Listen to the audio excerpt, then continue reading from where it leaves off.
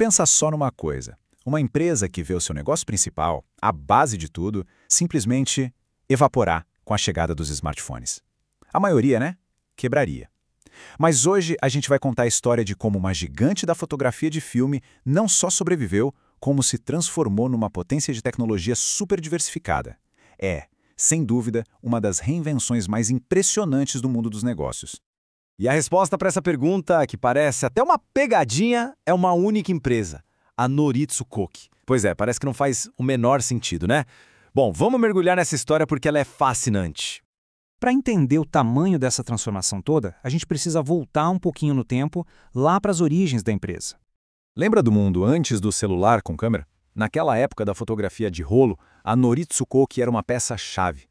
Eram eles que faziam aquelas máquinas enormes que a gente via em toda a loja de fotografia, sabe? Aquelas que revelavam os filmes e davam vida para as nossas memórias de família por décadas. Só que aí vem uma onda de mudança gigantesca. Um verdadeiro tsunami que ameaçou apagar a empresa do mapa de vez. Essa era a pergunta de $1 milhão, a pergunta de vida ou morte para eles. Com a fotografia virando digital instantânea, morando dentro do nosso bolso, o negócio principal da Noritsu Koki se tornou obsoleto. E aí, como é que se escapa de virar uma peça de museu? A resposta deles não foi só se adaptar um pouquinho. Não.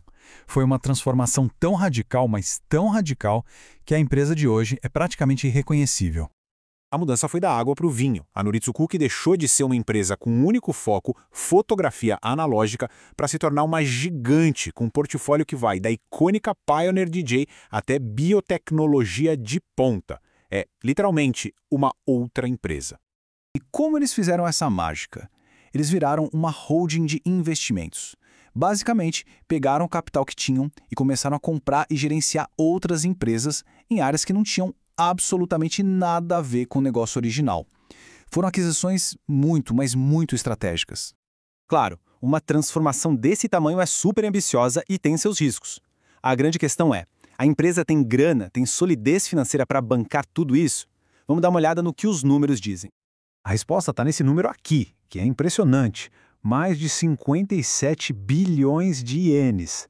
Essa é a posição de caixa líquida deles. Pensa assim, se a empresa decidisse hoje pagar absolutamente todas as suas dívidas, ainda ia sobrar essa montanha de dinheiro em caixa. Para uma companhia que está no meio de uma transformação total, isso não é só segurança, né? É poder. É o combustível para fazer novas aquisições e para aguentar qualquer crise que vier pela frente. É uma verdadeira fortaleza. E os números por trás dessa fortaleza são esses. Quase 93 bilhões em caixa contra só 36 bilhões em dívida. Essa diferença gigantesca entre o que eles têm e o que devem dá uma flexibilidade absurda para a empresa, seja para aproveitar uma nova oportunidade de compra ou simplesmente para segurar as pontas em qualquer crise. Ok, a gente já viu que ela é financeiramente segura. Mas e aí, está crescendo? Sim, e com força. A receita subiu mais de 16% em um ano. E o mais importante, o lucro líquido disparou, quase 60% de aumento. Isso mostra que a estratégia está de fato dando resultado. E aqui tem um detalhe que é música para os ouvidos de investidores.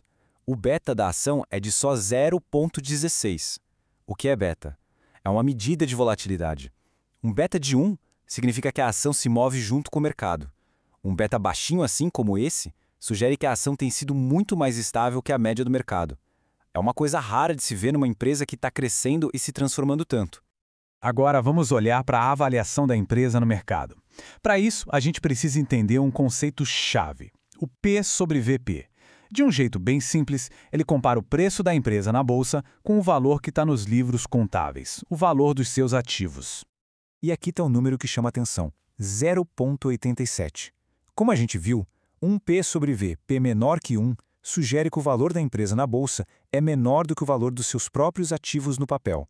Em outras palavras, é como se fosse possível comprar inteira por menos do que as partes dela valem. Para muitos analistas, isso é um sinal clássico de que uma ação pode estar barata, subvalorizada. E como se tudo isso não bastasse, a empresa ainda recompensa os acionistas com um dividendo bem generoso, com rendimento de mais de 4%.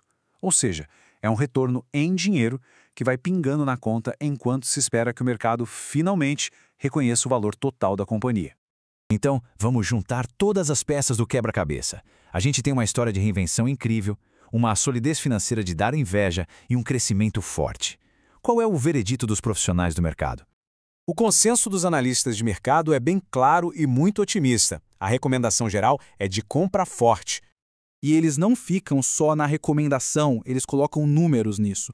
A estimativa de preço-alvo deles sugere um potencial de valorização de mais de 20% em relação ao preço atual. No fim das contas, a história se resume a essa balança. De um lado, os pontos positivos são muito fortes. Caixa gigantesco, pouca dívida, crescimento sólido e um dividendo alto. Do outro lado, claro, existem desafios. A rentabilidade por cada iene investido ainda é modesta e tem toda a complexidade de gerenciar com sucesso negócios tão diferentes entre si. E isso tudo nos deixa com uma pergunta final para a gente pensar. A Noritsu Cookie já provou que consegue fazer uma transformação inacreditável, mas o futuro dela agora depende de outra coisa. Provar que ela pode ser uma verdadeira vencedora nesses novos campos que são super competitivos. É uma história que com certeza vale a pena continuar acompanhando.